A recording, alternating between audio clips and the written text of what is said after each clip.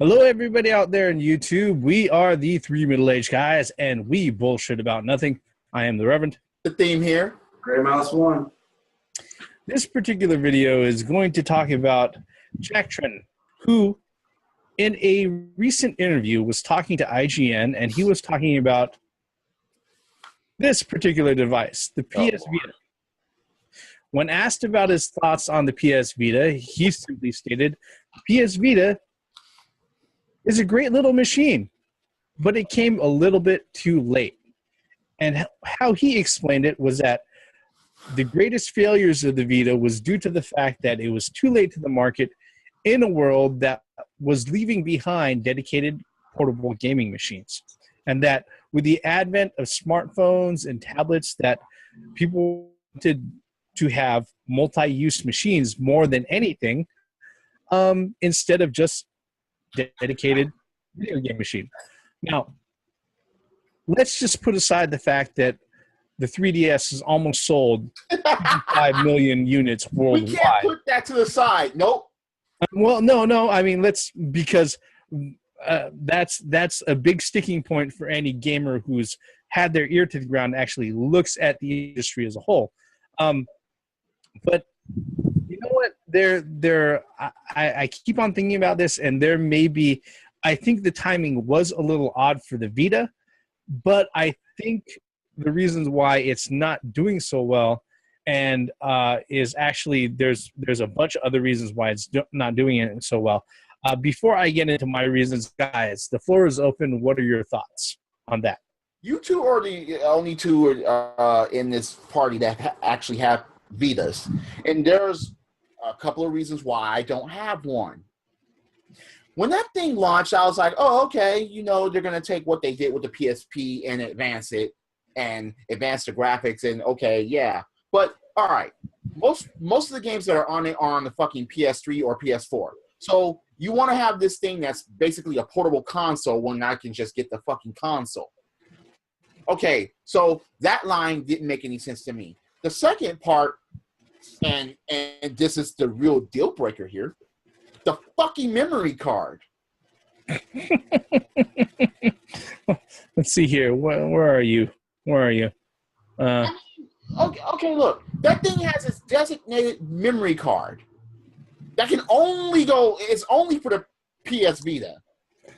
Period. So Sony wanted to just have a monopoly over that fucking, you can't even put that shit in the PS3 or PS4. What the fuck? If it would have been compatible for the rest of their stuff, fine. Just a Sony thing? Okay, that's acceptable. But only for the fucking Vita? And it's expensive as fuck. On Amazon right now, to the theme's point, let's see here. A 16 gigabyte Sony PS Vita memory card goes for $43.99. A 64 gigabyte PS Vita memory card goes for $106.50. What? I believe the 32 gigabyte for what they have listed here says that it's going for $78.56. Oh, yeah. So, yeah, I mean the price of the memory is just dumbfounding altogether. Especially look, now the console, the fucking portable is not even far from that. You're telling me that the memory card, if you want big amounts of memory, is almost as much as the fucking portable itself? Like I said before, look, Quiznak. Wonder how many of you will get that fucking reference. What about you, Gray Mouse? What do you think about the comments that Jack Tretton made in regards to the Vita and why it's not doing well, why it didn't do as well as they wanted it to in the industry? Well, to start off with, I think they put the nail in the coffin, so to speak, when they started calling the Vita a legacy system. Gray Mouse is exactly right. That really, really put that in perspective for a lot of gamers. They're like, why should I get a legacy system? And then just like the thing touched on earlier, why do I need a portable console? So basically what it was that you could download off PlayStation Network games onto your Vita. And then one thing that, the happy middle, if there is one, is to buy the 32 gigabyte card, because that's, in between. It's enough memory where you can download one or two games versus that 16 gigabyte one where you could probably download one game, depending. But I have to say, though, for the Vita, I really like the way it feels in my hand. It's very comfortable. It's just that, like you said, it's just, I think, like I echo everybody else, just bad timing for the Vita. And then also when, like if you looked at the E3, it was hardly ever mentioned at E3. And then on top of that, they said that it's a legacy system, and you haven't seen nothing about it now. That killed it. I'm just waiting for them. Well, I'm just waiting for them to be able to crack this open, and I can play all games on it. Oh, crack it open, yeah. Well, you see, all right, World of Final Fantasy is coming out pretty soon, and it's going to be on a fucking Vita. Yeah, I mean, there's Extreme Beach 3 is on it too. And yeah, it has some extra features. Anyway. Yeah, but it still has. That's the Venus version, right? Yeah, but it still has like almost $700 worth of fucking DLC if you go to the store. Yeah. Wait. It does. I was unaware of that. If you've looked at all the DLC for Extreme Beach Volleyball, it's like almost $700 worth of DLC. No! You're buying bathing suits and stuff like that. Wait, I thought you can get gifts and earn that shit. You can, but a lot of that stuff is also available as DLC if you don't care to do that. Yeah. So. No, dog. Wait. No, I mean, as long as you can portable. Yeah. Yeah, as long as you can earn it through the game, playing the game, that's fine. I don't have a problem with that. That's not as bad as Galgun. Yeah, absolutely. What Gray Mouse is saying is, as long as all that shit is there that I can earn it, fine. But what if there's certain shit that's not available that you have to fucking buy, and it's already there, but it's hidden behind a fucking paywall? Fuck you. None of that is mandatory. Okay. All right. But Let's move back to the Vita. My thoughts on this particular machine is that it's a great machine. As far as form and factor, and actual ergonomics and the usability of controls and everything, Sony went out of their way and they actually listened to the folks who had criticisms about the original PSP, including the second analog stick. Yeah. Great. Movement of the buttons and the placement of the buttons, great. They included, touchscreen and also touchpad on the back, which is utilized for games, and it also has an accelerometer, so it'll sense like tilt controls and stuff like that. Now, the problem with the Vita, as I see it, was very similar to the problem that the PSP had, especially in its early years. Now, with the PSP, the biggest problem with the PSP, especially the first 2 years that was released, wasn't just dead pixels, because that plagued the PSP. Well, the biggest problem with the PSP during the first few years was the fact that over half of the releases on the PSP were movies on UMD. In which case, a lot of people were saying, why the hell would I get a movie on UMD when it costs $10 more than the DVD that I can watch on my full screen? It didn't make sense for them.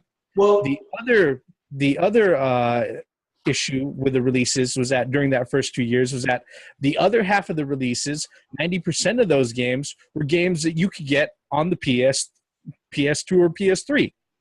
Actually, on the PS2 at the time.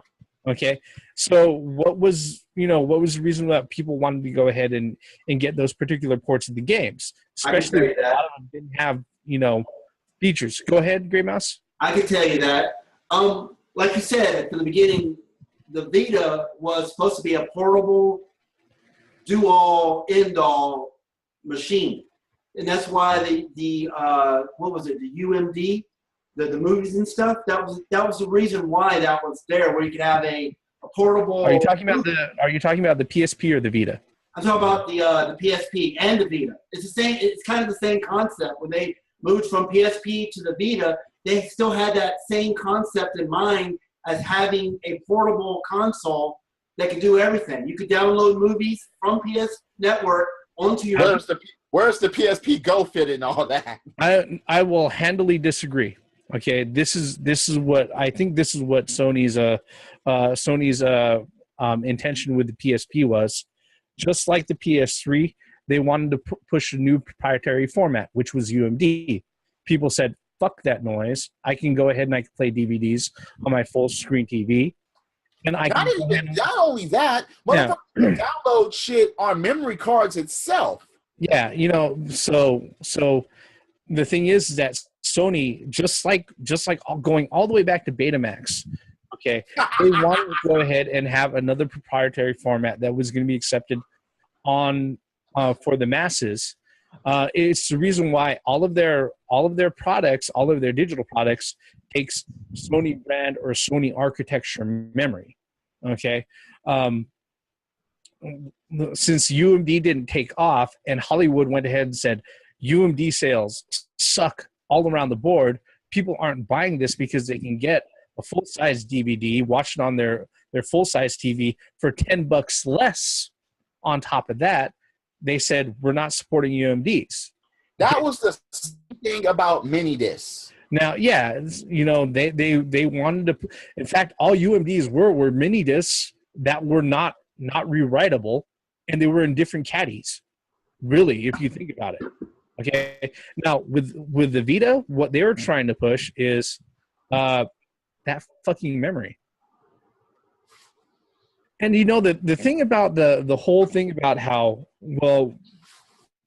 the market wasn't willing to go ahead and take on a device that was just solely a dedicated gaming device. Like I said, bringing back the point that the 3DS has sold 55 million units worldwide. It's doing really well for themselves. But I'm going to show you something really quick. That's only the 3DS. That's only the 3DS. But other portables, fuck. You see this? This is a SIM caddy. This version of the Vita is 3G capable. So you're telling me, Sony, that you went ahead, you released out a device that can take a SIM card, that can accept phone calls, and can take cellular data, and you're saying that this is a dedicated effing device? Really? Who the hell are you trying to fucking fool here?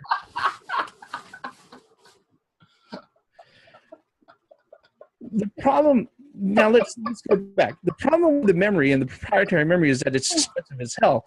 And the truth is that where Sony wanted to go, just like with Microsoft and a lot of the other, first-party publishers out there, was digital downloads. Guess what? If your memory is so fucking expensive that I don't want to buy it, I'm not going to be doing any digital downloads to this thing. That's exactly it.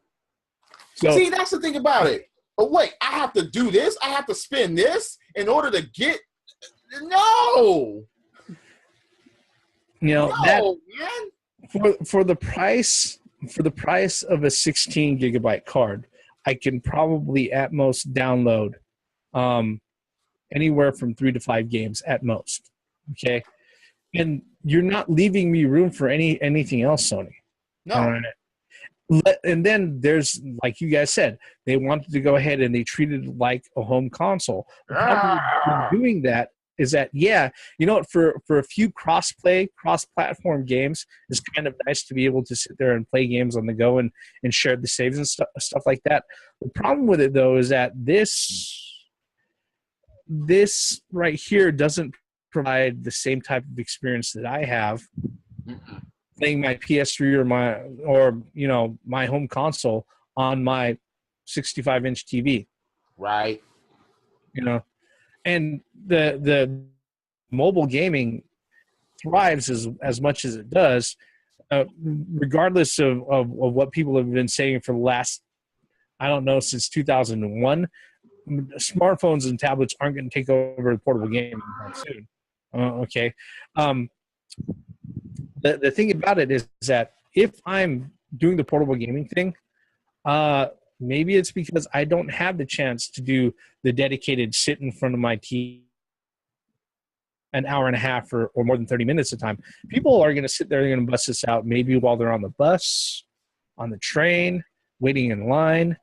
If that's the case, if they've got a SIM card in it, maybe they'll watch porn while they're waiting. I don't know, but the truth of the matter is that they're not looking to sit there and be on that thing or anything like that for hours at a time. No, you're not supposed to be treating your portables as a console.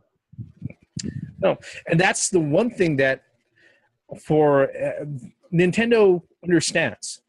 Okay, whether it be their DS games, where you could just sit there, close that bitch up, it goes to sleep. You open it up. Oh, hey, look, I can pick up right where I left off. Brilliant. Or even absolutely brilliant. Or even with their virtual console games, where it's like, hey, save states, bink. Go ahead and close this up, pick up right where I left off. Even on games that didn't originally have any save capabilities, they understand the type of experience that people want with these particular devices. And I think by and large, a lot of devices have come and gone that are portables. I know we have all seen them. This particular type of situation, these particular type of mistakes aren't exclusive. They aren't solely something that Sony has done.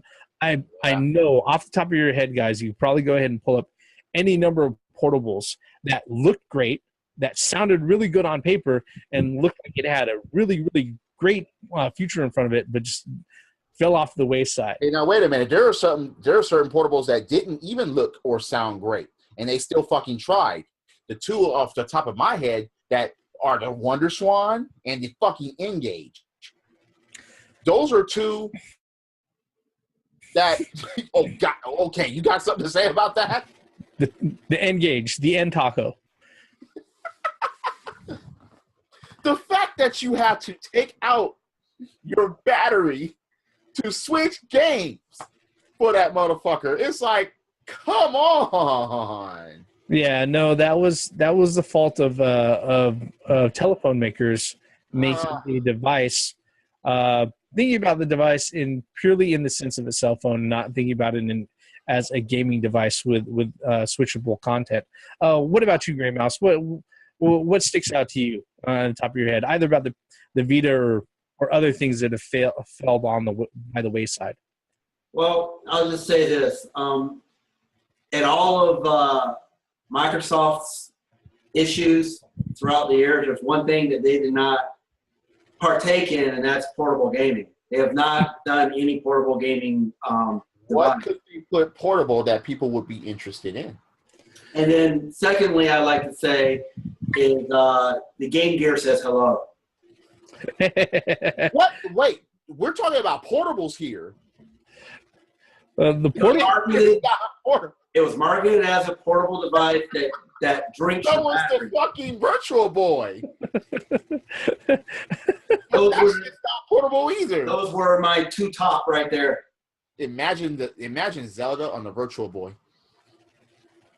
Redness, headaches. Seems like this is an ongoing joke here, man. No, seriously though. A running gag. Wait a minute. Okay, I have a Nomad.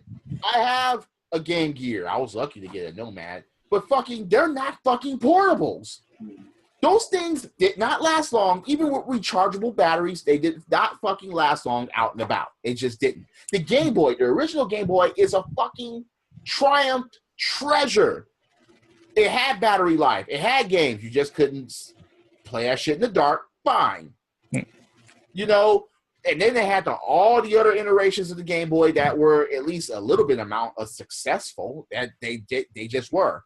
Neo Geo Pockets. I have them shits too. And it's like, all right, fine. It's just that the United States didn't have a lot of games. I don't have a PSP Go. I don't know anyone with a PSP Go. To add on to it, the Vita is actually pretty popular in Japan. There There are countless games. Well, Japanese shit is popular in Japan, so yeah. Well, obviously, but I'm just saying it was a. I'd say the U.S. market for the Vita was crap, but the Japanese market for the Vita. Oh, as far as their games, yeah. There's tons of games out for the Vita. I mean, I'll admit right off the bat, the reason why I have a Vita is because, well, I'm kind of obsessive about having this shit. But aside from that, there are a lot of niche titles that are on the Vita that I can't find anyplace else. Yeah. A lot of Japanese titles like Nippon Ichi Idea Factory, XC Games. Those guys do a lot of great stuff that are distinctly Japanese. And yeah, I go gaga over that sort of thing. You know, same thing with like a few portable Atlas titles and other things like that, which Atlas games are almost gold everywhere that you go ahead and you find them. Yeah, definitely. The thing with the Vita though is that just going out of your way and saying, you know, it's a great machine, but it, you know, the biggest reason why it failed was because of timing. Well, bullshit. Marketing. That Quiznak. Yeah, you know. Bullshit. You know. Marketing. Yeah, I mean, if we have, like I said, we had the and the thing is that when it first came out, it was not fucking cheap either. Okay, No, it was an expensive console. Yeah, minimum. It was, I think, $300 when it first came out. $299. Yep, and that was another reason why a lot of people were like, "Well, so you're why telling me that was as much as a fucking PlayStation console?" The PS3 was only $50 more at the time that it released out. So you got to remember. So you got to buy the console. You got to buy the Vita, and it doesn't come with a memory card. So you got to buy that too. I'm just saying. I'm just stating the. I'm just. Yeah. And you got to buy a game. Games are $50 pop. Yeah, and that's poor execution right there. So, yeah. Not only that, but then you have this really, really slow trickle of games, and half of them are ports of either PS3 or PS4, where people are like, "Why am I going to go ahead and get this when I can play the full size one?" And then the PSP learned later that they needed some exclusive titles that weren't going on consoles or anything like that. Yeah. And they did that for a while until they started doing collections and shit like that. Because that's like Metal Gear Solid Peace Walker. That was pasted in the PSP for a while until they brought out the collections and so on and so forth. Yeah. I mean, I have like fighting games. I have like Vampire Chronicle. I have fucking the Ultimate Ghosts and Goblins, which is on nothing else. Yep. So, or Tekken Dark Resurrection, which is basically Tekken 5 with more stuff in it and remixed music. So it had its stuff that was worth fucking getting it. Yep. You know, it had every genre that was there that I was like, okay, yeah, I can actually see me playing this and own for it. That's not for anything else. The PS Vita, however, I was like, fuck, what am I going to get this for? What am I going to pay all this money for? Especially at launch.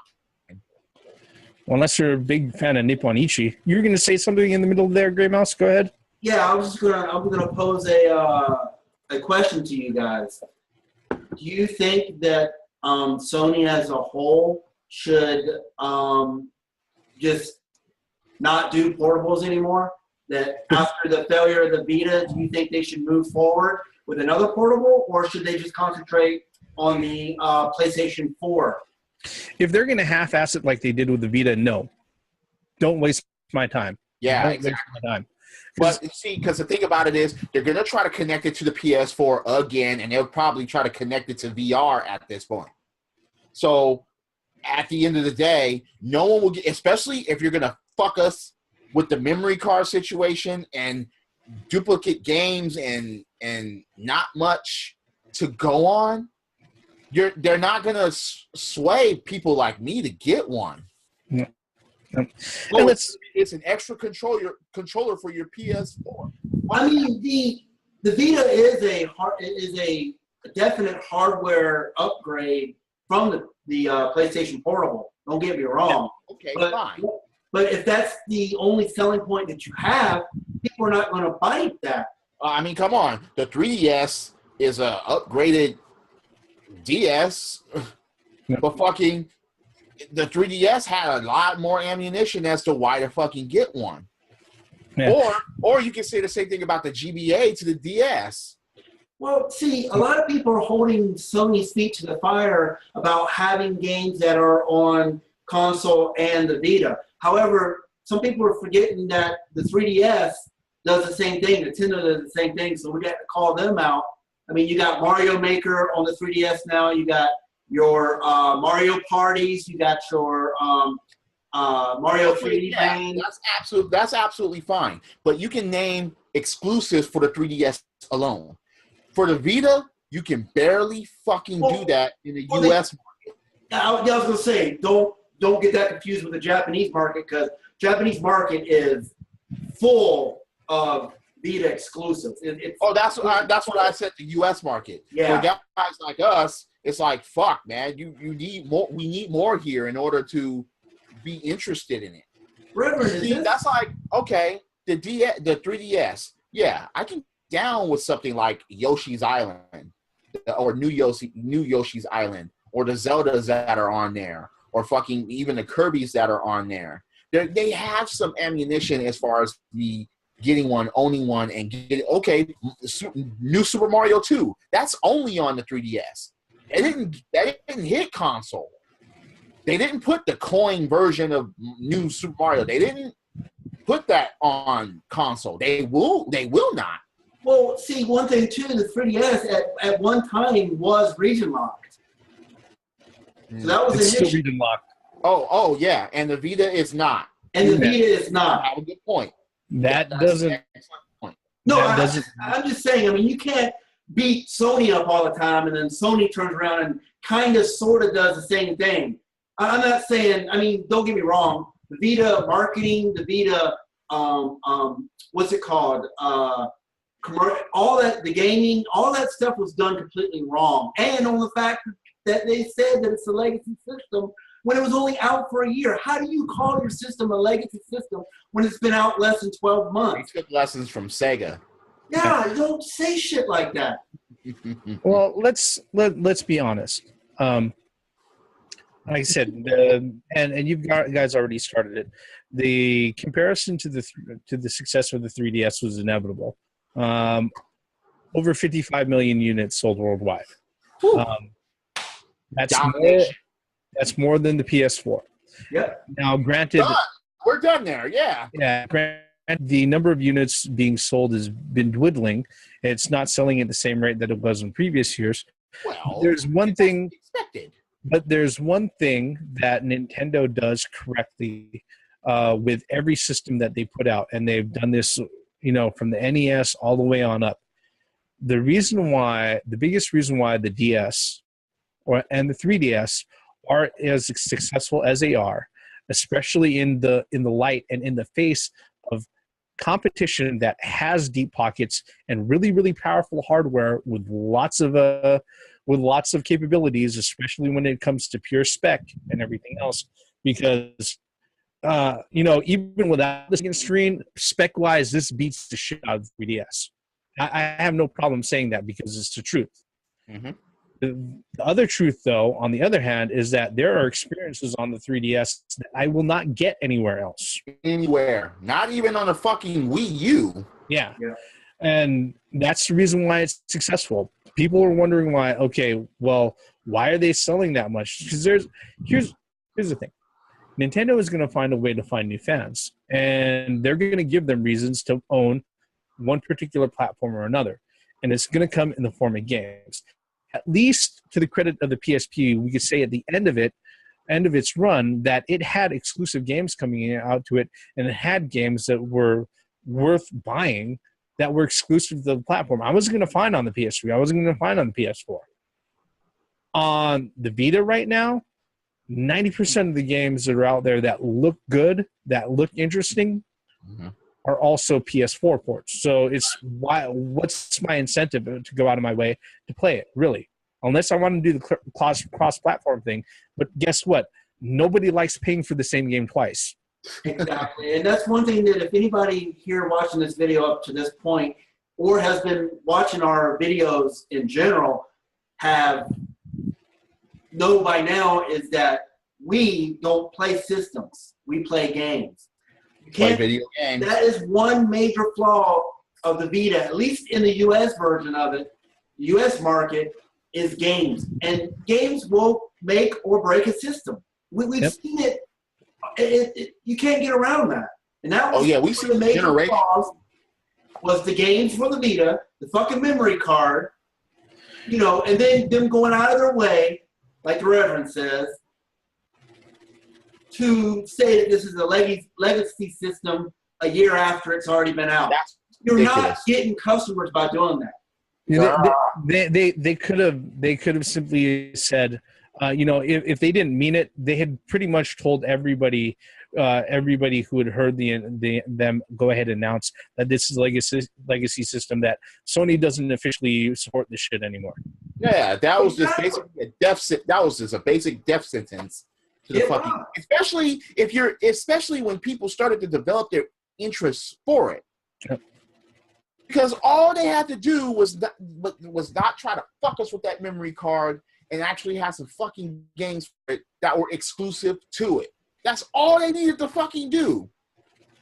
Yes, you can have PlayStation TV. You can have certain ports for your console and everything. Yes, you could do that and have special features for portable. But you needed exclusivity for it. You needed to lower that price for the fucking memory card. That's why the PSP, they learned. And they learned pretty fucking quick. And I was like, okay, it's my time to get one. And I've had experiences on there, just like the Reverend said. Like on a 3DS, you can get experience on there like you can get nowhere else. And I felt that way for the fucking PSP. But for the Vita, I was like, no, this is just copy and paste of what the fucking systems have, and I'm not gonna get it. I'm not gonna waste my time over it. And that's pretty much wraps up our thoughts on this. Look, Jack Tretton, he's a former Sony exec. Makes you wonder why he's former Sony exec. But for those of us who have been around long enough and have seen the comings and goings of multiple console systems, whether or not they be home consoles or portable consoles, the shortcomings of the Vita, I think, far exceeded just the fact that the timing was bad. And if you look at it truthfully, Sony had a big hand in it. I think that pretty much wraps this up. Was there any final thoughts, gentlemen? Nope. Mm-mm. Hey, Mouse. Or for people that say, well, the PS Vita is more powerful than the 3DS. Okay. It's not about power. It's about games, just as Grey Mouse said earlier. I mean, with the Vita, like I said, if you want good games on the Vita, just import the Japanese versions of them.